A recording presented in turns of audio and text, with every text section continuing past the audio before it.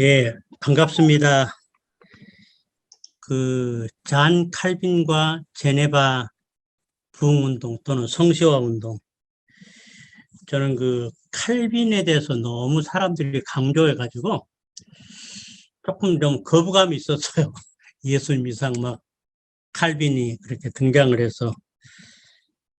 근데 칼빈에 대해서 이제 알기를 제네바로 성시화했고, 그 다음에 이제 칼빈의 5대 강령, 예정론, 하나님의 주권, 이제 그 정도 알다가 이번에 이렇게 보니까, 예, 정말 하나님이 칼빈을 대단하게 쓰셨고 대단한 인물이란 것을 알게 돼서 오늘 좀 나누고, 이걸 나중에 도시별로 목사님들하고 이제 성시화 운동 도전에 좀 나누고 싶은 이런 생각이 좀 많이 듭니다. 예, 칼빈은 이제 루터 쯔빙글리보다 한 25년, 루터보다는 정확하게 26년 뒤에 태어났는데요. 그러니까 종교개혁의 다음 시대라고 말할 수가 있는데, 이제 그 사람들이 시작한 종교개혁을 이제 잔 칼빈은 신학적으로 체계를 세우고 마무리하고 완성한 인물이라고 이제 말할 수가 있겠습니다. 칼빈은 가장 심오한 성경 주석가, 요한계시록을 빼놓고 성경 주석을 다 써가지고, 저도 전에 칼빈 주석 시리즈를 가지고 있었는데, 그리고 그 탁월한 기독교 강요를 써서 조직신학자, 기독교 변증가, 기독교 사상가로 이렇게 불리고 있고요. 그리고 이제 칼빈은 하나님의 주권적 통치가 인간사의 모든 영역을 다스리게 한다는, 이게 이제 칼빈의 가장 중요한 사상인데, 그래서 그런 소신을 가지고 이제 당시 제네바가 굉장히 불결하고 부도덕했던 제네바를 성경이 다스리는 세계적인 모범도시로 만들기 위해서 생애를 불태웠던 사람이고, 그 사역을 이루었던, 그래서 이 제네바를 모범적인 거룩한 도시, 성경이 다스리는 도시로 만들었던 사람입니다. 역사가들은 칼빈만큼 인류사에 지대한 영향을 끼친 사람은 드물다고 모두 말하고 있고, 그리고 대부분의 부흥운동 지도자들, 청교도 지도자들이 칼빈의 영향을 이제 많이 받았습니다. 칼빈의 생애를 좀 보면은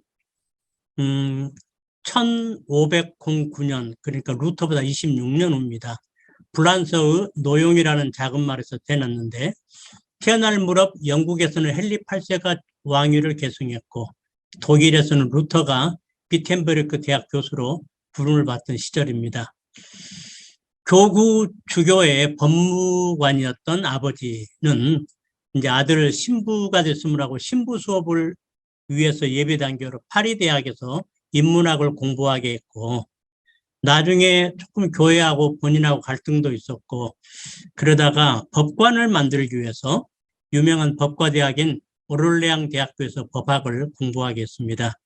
그곳에서 인문주의자들과 교류하며 학문의 폭을 넓혔고, 헬라어, 라틴어, 히브리어 공부해서 헬라어, 라틴어 원서들을 이제 많이 읽을 수 있도록 소양을 갖췄습니다. 신부와 법학자, 인문주의자의 꿈을 키워갔던 칼빈은 그 나이 24살에 거기서 이제 하나님과의 감격스러운 만남, 회심을 경험합니다.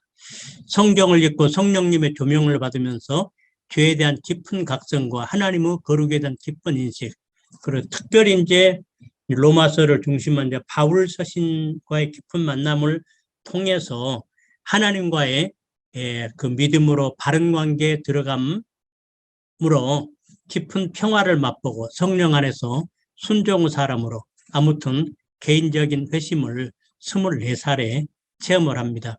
그리고 그때부터 이제 루터와 쯔빙글리의 글을 많이 읽고, 그리고 캐토릭하고 결별하고 개신교 전파자의 삶을 살기로 결심하게 됩니다. 칼빈 하면은 굉장히 성경의 사람, 우리 지난번에 척 스미스도 그렇게 성경 연구를 깊이 했는데, 칼빈 성경 사람이고, 그에게 있어서 유일한 권위는 언제나 성경이었고, 그 다음에 그는 철저하게 자신을 말씀 안에 굴복하여 자신의 모든 것을 말씀으로 해석하고 검증하고 말씀대로 살려고 노력했던 이런 개혁자였습니다. 가톨릭이 신학적으로 타락한 이유가 그들은 성경의 권위보다 교회의 권위를 더 높이는 데서 나온 것이다. 그래서 칼빈은 오직 성경만으로 교회와 신학을 개혁했던 정말 성경 사람이었습니다.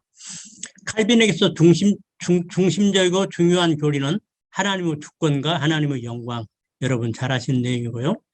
그리고 칼빈은 천식으로 인해 가지고 고생하면서 평생 병약한 이런 상태를 유지했었습니다. 죽으면서 유언하기를 내가 죽거든 묘비를 만들지 말라고 유언함으로 그는 자기는 없어지고 그리스도만 기억되기를 원했습니다. 이 칼빈은 묘인데 굉장히 조용하게 초라한 이렇게 묘비를 세우지 않은 이걸 유언으로 남겼습니다. 이제 칼빈이 유명해지고 이제 무대가 주어진 것이 기독교 강요를 이제 쓰고 나섭니다. 핍박을 위해서 스위스 바젤로 피난 갔다가 거기서 27살의 젊은 나이에 그 유명한 걸작이자 기독교 전체 사상을 집대성한 기독교 강요. 저는 기독교 강요가 그렇게 중요한 책인 줄 몰랐는데 아무튼 캐톨릭이 제일 무서워했고 그때 최초로 나온 기독교의 전체 사상을 집대성한 책 초판을 문답식 형식으로 만들었고 기독교 강요는 그 20년 동안 8회의 개정판이 나오면서 두께도 엄청 두꺼워졌는데 기독교에 대한 탁월한 변증서이자 조직신학 책으로 이 책에 오직 성경, 오직 믿음, 오직 은혜, 또 뭐 오직 그 그리스도, 오직 하나님의 영광 이런 종교개혁의 교리가 명백히 표현되었고 죄송합니다. 성령이 말씀을 통해서 역사하신다는 사실과 참된 말씀이 선포되는 곳에 성령께서 영적 각성과 부흥을 주신다는 사실을 분명하게 제시했다. 우리 박용규 교수가 이걸 굉장히 강조했는데 성령은 말씀을 통해서 역사하시고 그리고 참된 말씀이 선포되는 곳에 성령께서 영적 각성과 부흥을 주신다는 사실을 분명하게 기독교 강요에 제시했습니다. 칼빈은 기독교 강요를 통해서 단순히 기독교 핵심 진리를 요약하고 교리화하는 것이 목적이 아니었고 저작의 동기 속에는 경건한 하나님의 사람들로 하여금 성경을 바로 이해할 수 있도록 돕기 위한 거였습니다. 기독교 강요 목차는 사도신경 순서에 따라서 기록이 됐습니다. 아무튼 27살에 기독교 교리를 집대성한 그리고 이제 특별히 캐톨릭 상황에서 오직 성경, 오직 믿음, 오직 은혜 그리고 뭐 첨부하자면 오직 그리스도 하나님의 오직 하나님의 영광 이걸 분명하게 표현한 이런 작품을 쓰게 됩니다. 윌리엄 파렐과의 만남과 제네바 개혁과 부흥.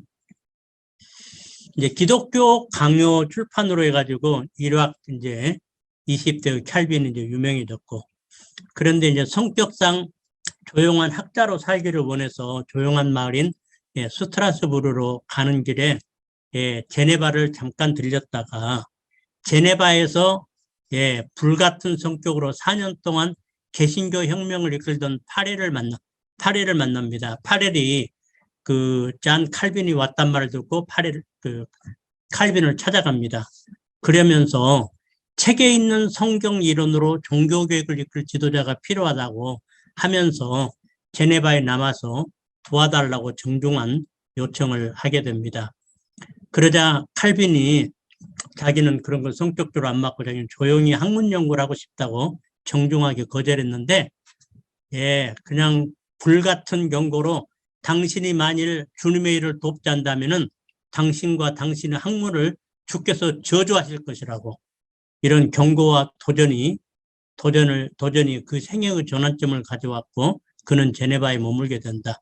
칼빈은 뒤에 말하기를 정말 그 하나님의 손이 자기를 꽉 붙잡는 것 같은 이런 뭘 느꼈다고 그래서 자기가 제네바에 같이 하겠다고 남게 됩니다. 당시 스위스 제네바는 인구가 뭐 보니까 옛날에 한 10,000명 조금 넘었더라고요. 제네바는 토사물과 포도주 냄새 그리고 인분과 쓰레기로 악취가 가장 심한 도시였고 프랑스와 이태리 그 사이에 끼어 있어요. 무역의 중심지였기 때문에 상인, 범죄자, 정치난민, 간첩, 돈 파는 여인들, 빈민들로 가득한 부도덕한 시였다. 마치 고린도 생각하면은 감히 짐작할 만큼 그렇게 부도덕하고 쓰레기, 포도주, 인분, 이런 그 도시가 제네바였습니다. 칼빈은 하나님의 말씀이 다스리는 모범도시를 만들려는 확실한 목표를 가지고 성경을 체계적으로 가르치면서 제네바를 바꾸어 나갔습니다.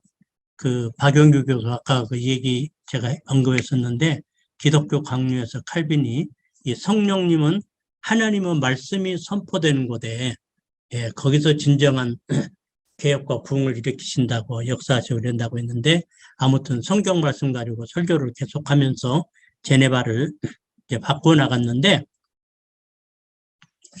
그런데 그 이제 제네바 개혁을 위해서요 칼빈은 신앙 고백서도 만들고 종교교육 프로그램도 만들고 기준에 도달하지 못한 사람 징계 기준도 만들어 가지고 이제 그 성격처럼 아주 엄격하게 밀고 나갔는데 그걸 동의하지만은 그러나 너무 이게 부담스러워 가지고 그걸 싫어해 가지고 제네바 시의회로부터 추방이 됩니다.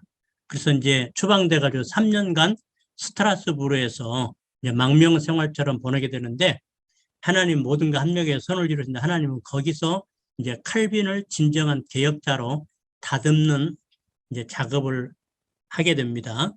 먼저는 프랑스 난민들 한 400~500명 교회를 맡아서 목회 경험을 통해서 목자의 마음을 갖게 됩니다. 그래서 사람들은 교인들의 생활이 어쩌고 삶의 현장이 어쩐지를 거기서 이제 보게 되고요. 마틴 부처라는 성숙한 목회자, 신학자, 개혁자를 만나서 그 사람이 스트라스부르로 우리 칼빈을 데려가는데 거기서 신학적, 인격적 성숙을 이제 가져오고요.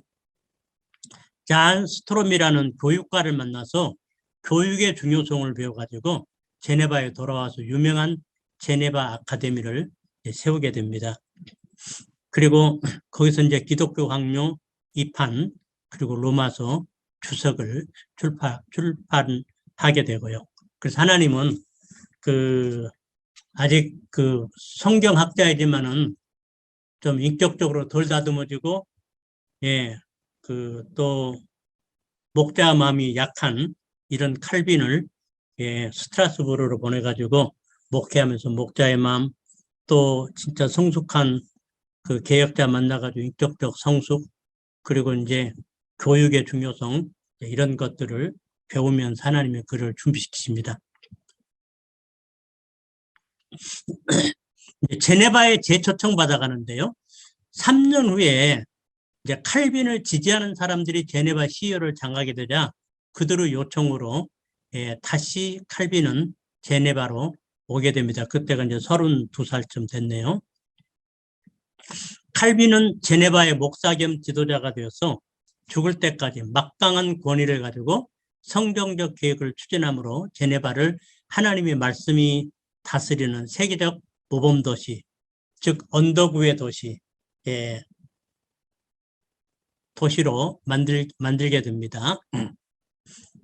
칼빈은 12명의 목사들과 평신도 장로들이 당회를 구성해 가지고 그 당회는 교회와 도시 전체를 감독하게 했습니다.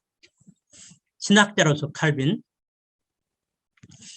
사도신경을 빼대로 기독교 교리를 집대성한 기독교 강요를 기록했고, 뭐 당시 기독교 어떤 뭐 변증이랄지 교리 이런 부분에서 정말 누구도 다른 어떤 책하고도 비교할 수 없는 탁월한 책이었습니다. 그 다음에 요한계시록을 제외한 성경 전체를 주석책으로 제네바 아카데미에서 이제 계속 성경을 강의했는데 그것을 누가 이제 빨리 받아 써가지고 칼빈 주석으로 나온 것 같습니다. 그 다음에 하나님의 절대 주권과 예정론을 중심으로 한 5가지 핵심 교리, 이건 여러분이 잘 아시니까 생략하겠습니다. 중심으로 한 개혁주의 신학을 수립했고요. 그 다음에 교회의 중요성을 강조했는데 신자는 교회 공동체 도움 없이는 살 수 없다는, 반드시 예수님을 영접하면 교회 공동체 속에서 자라야 한다는, 그래서 교회의 중요성을 강조하기를 하나님을 아버지로 부른다면 당연히 교회를 어머니로 여겨야 한다. 이러면서 교회의 중요성을 굉장히 강조했습니다. 이제 제 포인트는 여기입니다. 이제 칼빈의 개혁을 좀 정리를 좀 해보도록 할게요. 칼빈은 하나님의 주권과 통치가 삶의 모든 영역에 임해한다. 이게 지금 이제 칼빈의 지론이죠. 그렇게 믿고 이제 하나님의 주권적 통치, 성경적 통치가 정치, 경제, 교육, 복지 모든 영역에 흘러가서 건강한 신앙이 건강한 국가를 만들 수 있다는 비전을 제네바의 변화를 통해서 이제 보여주었습니다. 칼빈은 루터나 츠빙글리보다 30년 뒤의 인물이었기 때문에 루터의 이신층이, 루터는 이제 그 구원론, 이것 다 대단한 거였죠. 캐톨릭이 구원 받지 못하게 만들어 놓은 걸 이제 구원론을 성경적으로 회복시켰는데 거기서 더 발전시켜서 은혜로 구원받은 사람들이 어떻게 살아야 하는지 이 부분을 칼빈은 발전시켰습니다. 훨씬 더 디벨로프 시킨 내용이죠. 칼빈은 구원받은 결과로 성령 안에서 절제된 도덕 생활을 강조했고, 그러니까 또 율법 이런 게 아니라 이 성령이 내 안에서 살게 함으로 성령께서 내 안에서 이제 하나님의 말씀대로 살아가는 그런 힘을 주시죠. 절제된 도덕 생활을 강조했고, 구약의 율법이 다른 도덕적 인격을 세우는 하나님의 기준이라고 말을 했습니다. 그래서 구약에 하나님께서 가르치는 성도의 삶, 10계명을 중심으로 한 이것을 성령께서 이루어 가시는, 구원받기 위해서 그런 것보다는 구원받은 후에 성령이 우리 안에서 하나님의 법을 이루어가는 생활을 한다고 가르쳤고요. 그래서 믿음의 결과는 하나님의 나라를 이 땅에 실현하기 위한 노력이어야 한다고 주장하며, 정말 하나님의 주권과 통치가 모든 영역에 미치도록 크리스찬들의 적극적인 사회 참여를 강조했습니다. 이제 하나씩 좀 구체적으로 보면 먼저는 가장 중요한 예배 개혁을 하게 되는데, 칼빈은 예배당에서 카톨릭의 여러 형상들을 지어가고 의식 중심 예배를 벌이겠습니다. 캐톨릭 예배가 많은 형상들을 보면서 의식 중심 예배죠. 그리고 라틴어로 말씀을 전하는데 이해 못하는 보는 예배, 그러니까 성도들은 하나도 이해 못하죠. 신부도 라틴어 아는 사람도 있고 모르는 사람도 있고, 그래서 이해 못하는 보는 예배에서 프랑스 말로 하는 말씀 선포 중심의 들리는 예배로 전환시켰습니다. 모든 의식 같은 거 거의 없애버리고 아주 단순하게 찬양하고 기도하고 말씀 읽고 설교하고 그리고 이제 축도하고 끝나는 오늘날의 이런 예배, 아주 단순한 말씀 선포 중심의 들리는 예배로, 또 프랑스 말로 하는 예배로 전환을 시켰습니다. 그래서 그 알지 못하고 그냥 보는 예배에서 이제 말씀을 듣는 이런 예배로 전환시켰고요. 그리고 캐톨릭은 찬송을 어려운 곡을 붙여가지고 성가대의 전유물로 만들어 버렸습니다. 근데 칼빈은 찬송가를 일반 신자들이 부를 수 있는 가사 전달 중심의 쉬운 곡으로 만들어가지고 찬송가를 일반 신자에게 되돌려 주는데, 특별히 그 프랑스 민요들, 그들이 잘 부르는 쉬운 민요곡들, 이런 것을 응용해가지고 그 곡에다가 이제 시편 중심 가사를 붙여가지고 시편 찬송가를 만들어서 보급해서 신자들이, 일반 신자들이 찬송을 할 수 있도록, 그래서 이제 설교를 들을 수 있고 신자들이 찬송할 수 있는 이런 예배로 예배 개혁을 하게 됩니다. 두 번째 이제 가정 계획인데요.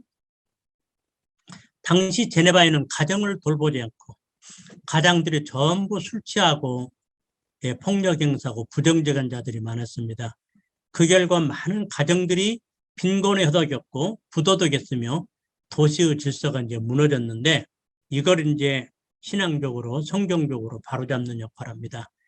칼빈에게 있어서 가정은 인간 초기의 삶을 형성하는 곳으로 교육의 가장 중요한 장으로 여겨진다. 그래서 인간은 가정에서 태어나고 그곳에서 처음 교육이 시작되기 때문에 가정교육이 얼마나 중요한 것을 강조했고요. 칼빈은 하나님 중심 가정사역을 강조해서 가장으로 하여금 술 취하지 말고 가정을 영적으로 돌보고 열심히 일해 재정적으로 책임지도록 가르쳤습니다. 하나님께서 교회에 공식적인 교사로 목사를 주었듯이 모든 아버지는 자신이 속한 가족의 교사로서, 그러니까 가정은 하나의 작은 교회이고 가장은 가정의 목회자, 이렇게 가르치면서 가장이 자기가 속한 가족의 교사로서 신앙교육을 가족들에게 열심히 가르쳐야 하는 특별한 과제를 받았다고 역설하면서 이 가장으로 하여금 가정에서 목자 역할을 하도록 그렇게 가르쳤습니다. 시민 법정 제도를 도입해 가지고 아내를 구타한다거나 자녀들을 방치하는 자는 이웃들이 법관에 대해서 책임을 묻고 그 적절한 형벌에 가하도록 이렇게 가정교육.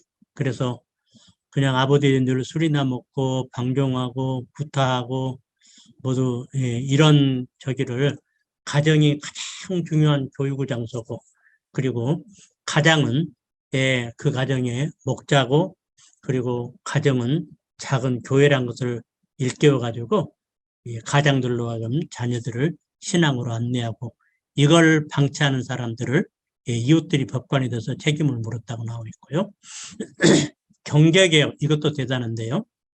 제가 이런 것들을 보면서 그 청교도들의 아름다운 모델이 전부 거의 칼빈에서 나왔고 그 미국의 초기 청교도의 그래서 정말 건강한 국가를 세웠던 위대한 나라를 세웠던 게 거의 칼빈 교리에서 나왔더라고요. 예배와 일을 구별하는 성과 속 이원론을 배격하고 그러니까 캐톨릭은 성직자는 거룩한 사람이고 다른 것은 아주 세속적인 아주 천한 일이고 이렇게 이원론인데요. 이걸 배격하고 모든 직업은 전부 하나님께 부여받은 다 거룩하며 일터에서 최선의 일을 하는 것이 바로 이것이 하나님께 드리는 거룩한 예배라는 것 이렇게 가르쳐가지고 직업을 소중히 여기고 일터에서 최선의 일을 함으로 그 하나님께 예배하도록 이렇게 가르쳤고요. 부와 재산을 하나님이 우리에게 맡겨진 선물임을 가르치고 모든 사람은 자신에게 맡겨진 소유에 대한 청지기직을 강조했습니다. 그래서 그 낭비하지 않도록 정말 청지기 있는 근검 전략에서 이것을 하나님의 뜻대로 관리하도록 정당한 방법으로 축적한 재산은 사회의 공익을 위한 공헌으로 여겼고요. 그래서 청지기로서 11조를 먼저 드리고 그리고 근검 전략에서 미래를 위해서 저축하고 저축한 것을 제품 생산하는 것에 재투자함으로 산업 발전에 기여하도록 그래서 신자들이 직장 가서 최고 일을 하고 그렇게 해서 모은 돈을 근검 전략 11조를 들어 근검 전략하고 이래서 이것을 이제 재생산하는 곳에 재투자해 가지고 산업 발전에 기여하도록 부당한 방법으로 부를 축적하거나 고리대금을 용납하지 않고 그리고 가난한 사람들에 대한 부자들의 구제 의무를 굉장히 강조했습니다. 금융업을 장려해서 높은 이자를 받지 못하게 하고 이자를 4% 이내로 이자를 제한해서 예금자도 유익되고 빌리는 사람도 이자 부담 없이 사업을 할 수 있도록 그렇게 했습니다. 그래서 그 금융제도를 잘 정착시켰는데 그래서 스위스 은행을 가장 신뢰받는 은행으로 기반을 닦아준 사람이 또 칼빈이었습니다. 교육개혁 사진은 그 칼빈이 만들었던 제네바 그 아카데미입니다. 그는 우리는 반드시 우리 아이들을 가르치고 교회나 정부 일을 위하여 준비시킬 수 있는 건전한 교육기관을 세워야 합니다. 라고 주장하면서 제네바 시에 제네바 아카데미를 만들 자금을 마련하도록 요청을 합니다. 남학생뿐 아니라 여학생까지도 의무교육을 실시했고 하나님의 영광과 그 영광을 위해서 헌신하고 선교에 쓰임받을 군사를 양육할 목적으로, 그러니까 목회자와 기독교 지도자 그리고 하나님의 영광을 위한 국가 지도자를 양육할 목적으로 제네바 아카데미를 세워서 성경이 핵심인데 성경뿐 아니라 실용 학문인 의학, 과학, 정치, 사회학, 경제학까지 모두 가르쳐서 균형 잡힌 이런 리더를 양성하게 됩니다. 교회와 제네바 아카데미는 제네바 계획을 위한 일꾼을 준비시키는 양날개, 교회와 제네바 교회의 양날개 역할을 했습니다. 유럽 전역에서 박해를 피해서 우수한 개신교 젊은이들이 모두 제네바로 몰려와가지고요. 그러니까 이제 그 개신교를 박해가 나오니까 이 제네바, 칼빈 있는 제네바, 특별히 이제 피난처로 그 난민들을 잘 수용하고 돌보는 곳이었는데, 그래서 그들이 와가지고 제네바 아카데미 그 공부하면서, 그리고 배운 다음에 자기 나라로 돌아갑니다. 그래서 그들은 칼빈 신학, 제네바의 엄격한 경건 생활, 하나님의 주권 사상을 배워갖고 제네바 아카데미는 전 유럽 종교교육의 사령부 같은 역할을 하게 됩니다. 많은 난민들이 또 박해를 피해가지고 그 제네바에 와서 또 제네바 아카데미에서 칼빈의 신학이며 국가 지도자 양성, 엄격한 경건 생활, 하나님 주권 사상 배워가가지고 이게 전 유럽의 영적 판도를 바꾸는 역할을 합니다. 파격적인 복지 정책. 제네바는 유럽 전역에서 종교적, 정치적 핍박, 또 가난을 피해온 난민들을 받아들였고 제네바가 핍박받는 자들의 피난처 도시가 되겠습니다. 특별히 당시 그 종교적 문제로 개신교인들이 많이 피난 왔는데 다 그들을 받아들였고요. 제네바 시민들은 난민을 위해서 자기 집을 거의 그 많은 사람들이 한층 더 올려가지고 난민들에게 머물 곳을 제공했습니다. 칼빈은 무책임한 구제, 퍼주기식 구제를 지향하고 성경의 가르침대로 뭐 일하기 싫으면 먹지도 말라 했기 때문에 자신의 일을 하며 자립할 때까지 필요한 부분을 도와줍니다. 그래서 직업교육을 시키고 언어교육을 시키고 그래서 일할 수 있도록, 그리고 그들이 이제 직업을 가지고 그들로 하여금 제네바에 기여하도록 했습니다. 난민 중에는 탁월한 학자도 있었고 기술자도 있었고 예술가도 있었고 사업가도 많았는데 이들을 따뜻하게 품고 도와줌으로 이들로 하여금 나중에 제네바와 스위스 발전에 크게 기여하게 했습니다. 이러는 복지사상, 일하게 하는 복지사상은 서구 선진국들의 복지정책의 모델이 되었습니다. 오늘날 그 난민정책 지금 여기서 지금 우크라이나 난민들이 지금 유럽으로 한 500만 이상 지금 흩어졌는데 가면은 그 받아들인 나라에서 전부 머물 것 주고 그 다음에 또 그 생활비 주고 독일 같은 한 사람당 1200불씩 준다고 말을 들었는데 네 가정이면 4800불을 받죠. 그러면서 그들이 거기에 정착할 수 있도록 언어교육도 시키고 직업교육도 시켜가지고 이제 그 나라에 기여하도록 하는 이런 유럽의 복지정책 모델을 칼빈이 제네바에서 이렇게 만들었습니다. 정치개혁을 했는데요.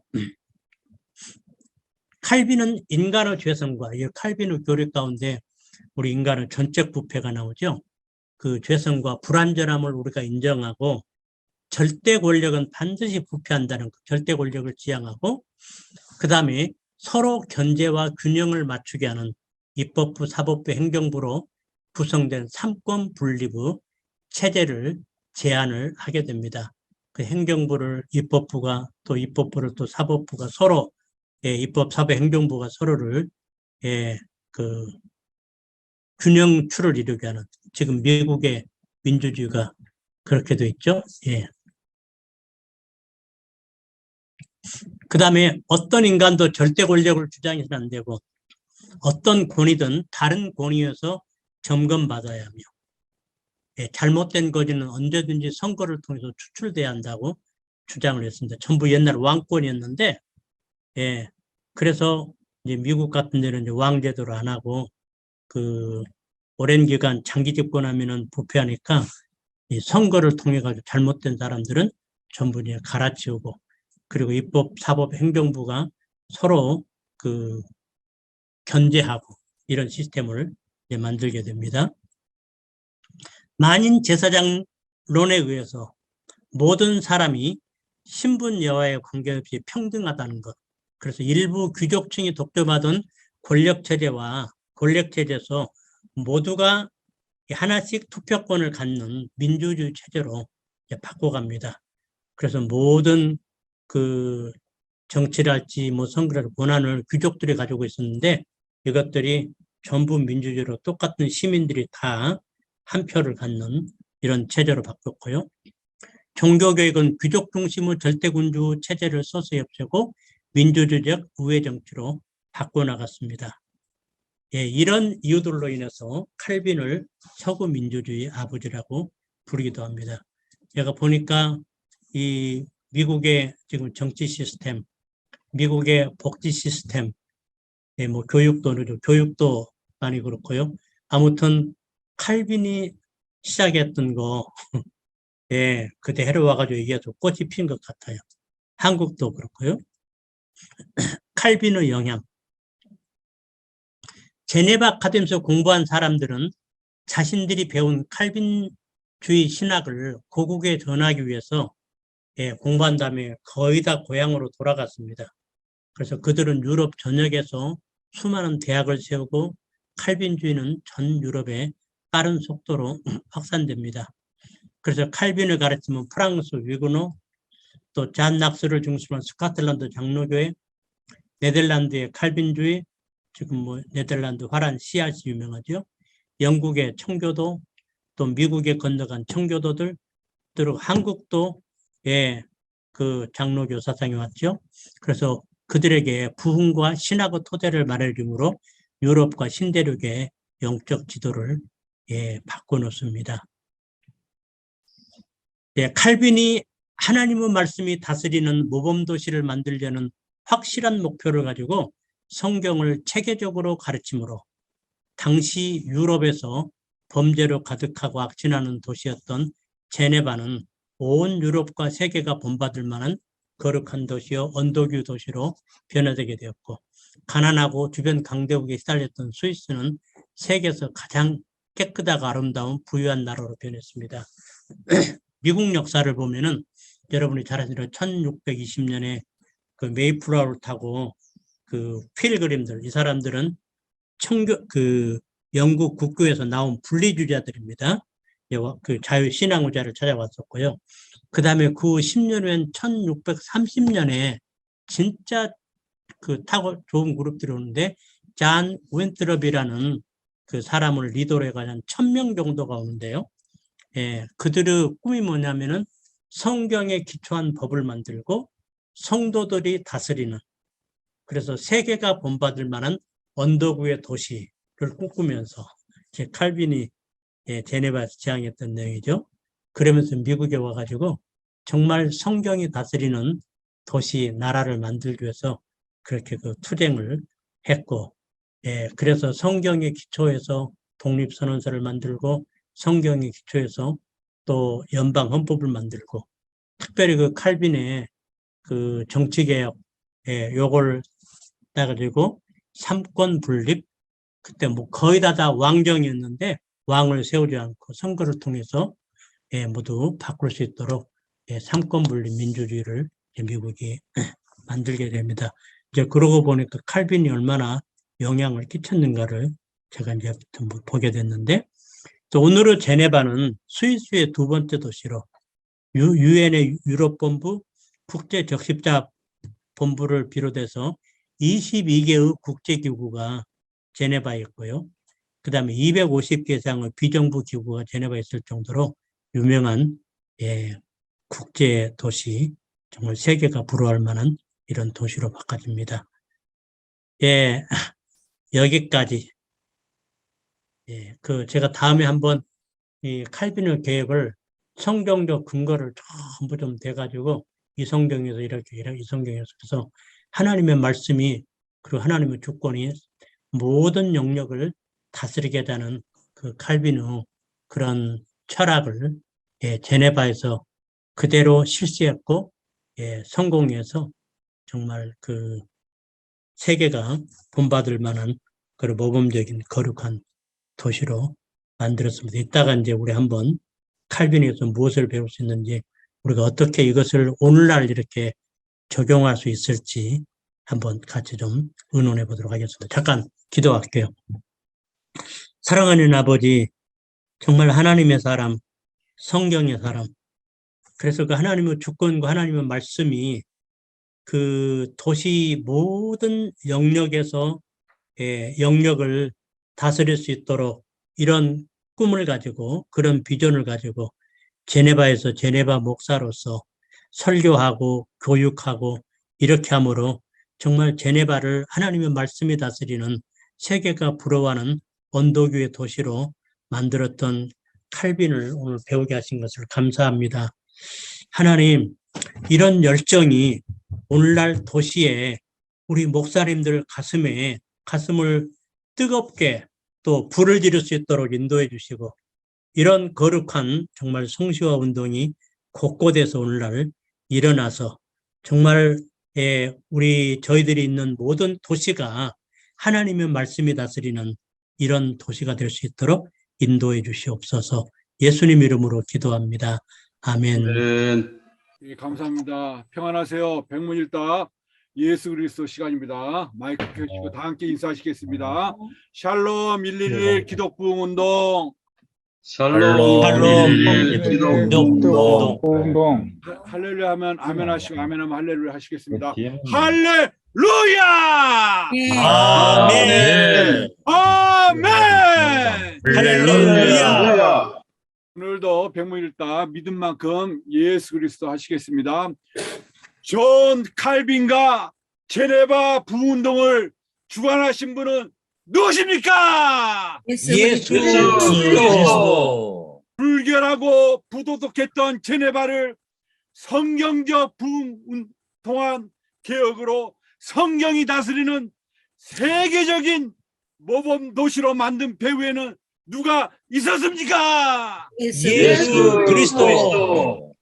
바울 서신가의 만남을 통해 하나님과의 바른 관계에 들어감으로 깊은 평화를 맛보고 성령 안에서 순종의 사람으로 바뀌게 하신 분은 누구십니까? 예수 그리스도. 오직 성경, 오직 믿음, 오직 은혜, 종교 개혁 원리를 명백히 표현하면 누가 증거됩니까? 예수 그리스도.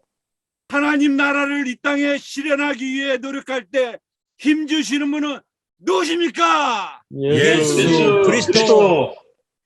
상인, 범죄자, 정치 난민, 간첩, 몸 파는 여인, 빈민들로 가득한 부도덕한 도시를 변화시킨 분이 누구십니까? 예수 그리스도.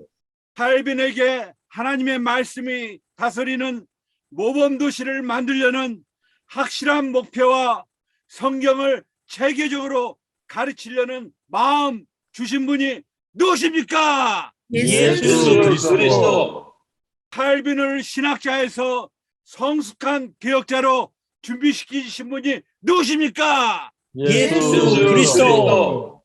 성령이 말씀을 통해 역사하신다는 사실과 참된 말씀이 선포되는 곳에 성령께서 영적 각성과 부흥을 주신다는 사실을 분명하게 제시하면 누가 전해집니까? 예수 그리스도.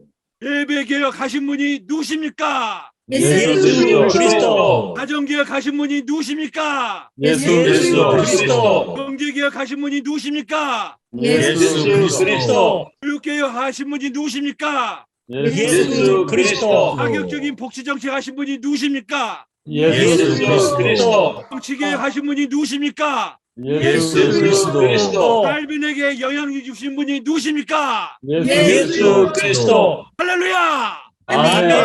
하나님께 영광 돌린 박수 하시겠습니다. 주님 감사합니다.